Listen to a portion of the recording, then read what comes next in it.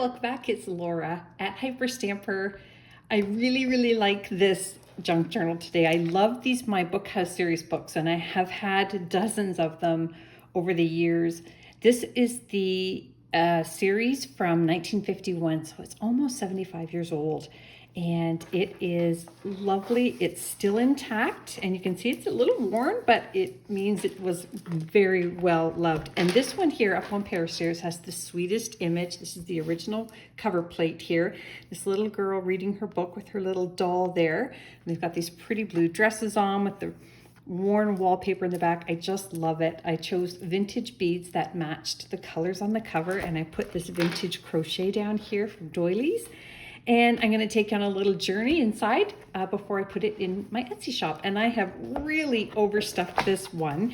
And it's a large one. It is 7 by 9 3/4. So it's one of the larger journal sizes that I do. And it's all authentic antique and vintage ephemera. So almost every page has a pocket or tuck insert. So this is the original first page. You can see it was discarded from a public library. And then that is the first original page with the printing date on the cover there.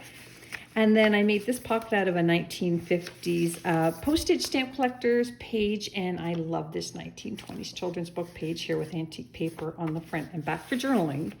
This is a older than 50-year-old page from a Wildflowers of America book, and they're really pretty ones there. And this is a triple pocket here, and this is a sweet one. This is from the 1920s, and those are the collar supporters. So when they did collars for men or women, they would sew these in to give it that stiffness. So that's a really cool thing. It was never used, so you can have a lot of fun upcycling that.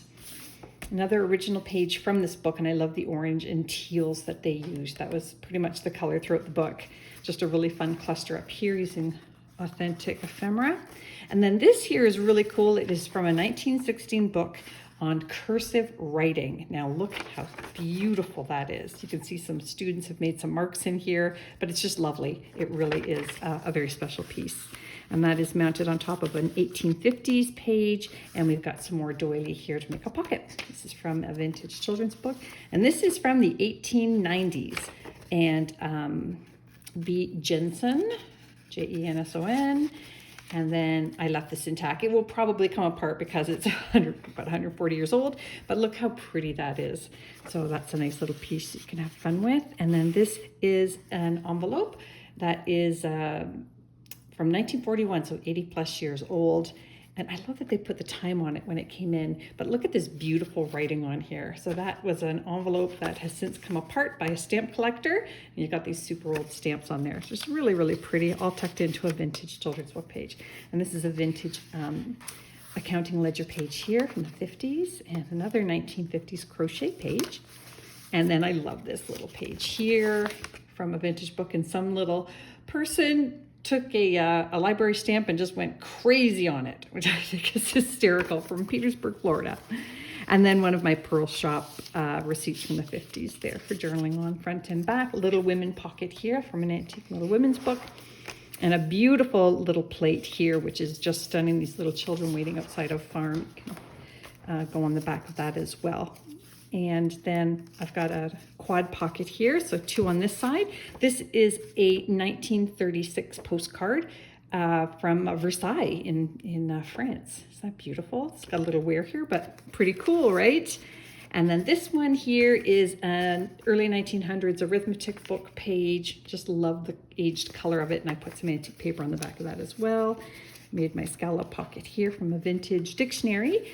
And then this here is from 1913 from Girls Own Annual, and it's got just some lessons here on how to crochet. I want to show you the front and the back. Look at that. Isn't that beautiful? How to make a tea cloth with applique.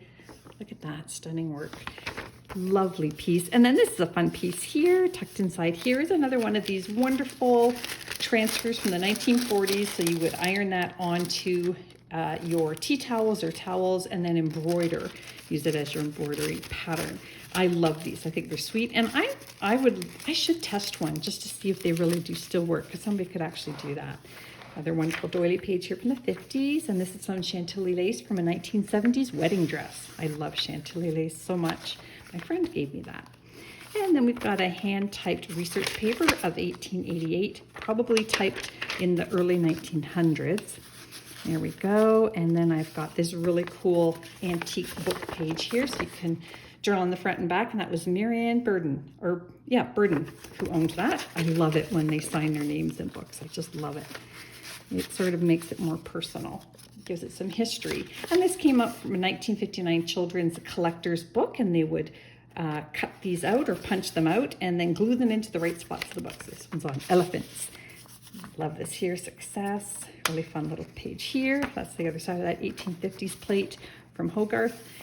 And then this is a 1940s page. I love the coloring of this page and the gestures here. Just fabulous. And this is really cool. This is from an antique book on palm reading. And this is the hand of the Honorable Gladstone. Isn't that cool? And it's dated 1897 there. I love it.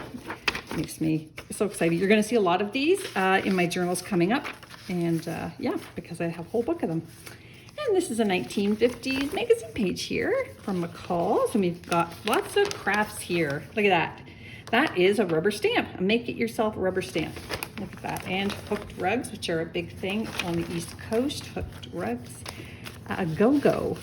And that's all mounted on top of an antique, very, very old postcard album page. This is from the 1890s here. This beautiful little image called the Snow Blanket. And I put this beautiful vintage fabric here with this teal rose. You lift that up and there's more antique paper underneath to journal. And this is also an antique plate from a book, The Boy Who Played with the Kettle.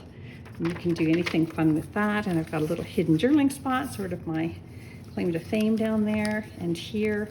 And then I made this little booklet here for more journaling space with all my little antique cutoffs. It's fun. And a 65 payday card, and another wonderful 1937 stamp there. And that one is from Switzerland.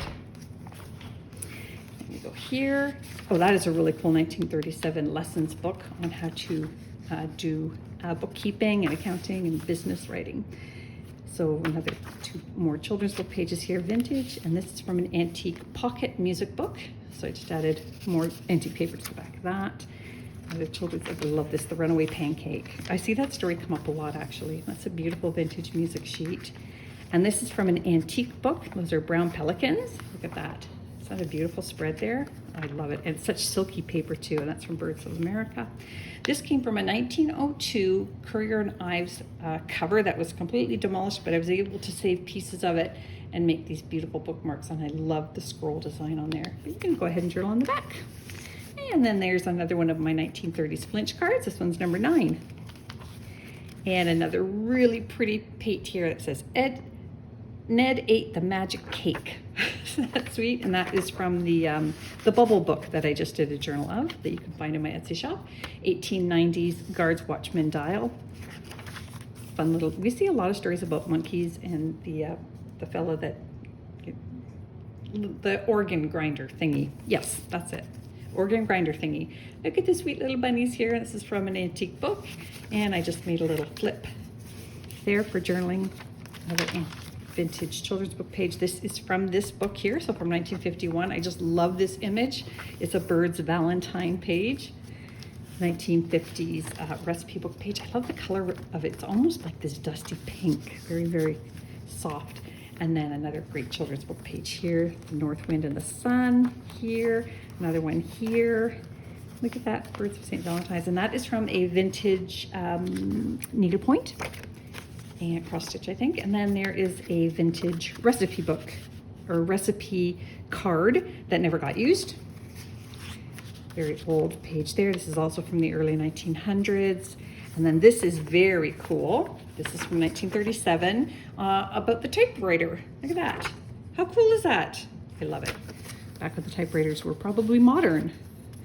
And then this came from 1927 catalog. Just thought we all like our shoes. So that's kind of a fun advertisement there for shoes for sale. Another one of these wonderful 1950s postage stamp page collectors, and that is from United States Stamps, that page. And there is a Trees of North America page. And then Five Little Peppers, a very, very popular book for kids. Somebody's written a little bit here over the last 100 years. Hippopotamus. Somebody was practicing their writing. And I love, love, love this page here from an antique book. It's very, very pretty. And there we go. That brings us another little plate here from Little Baby Chicks. And that is the end. So I hope you love it as much as I loved making it. You can find that at hyperstamper.etsy.com. Please come again and don't forget to subscribe. Bye for now.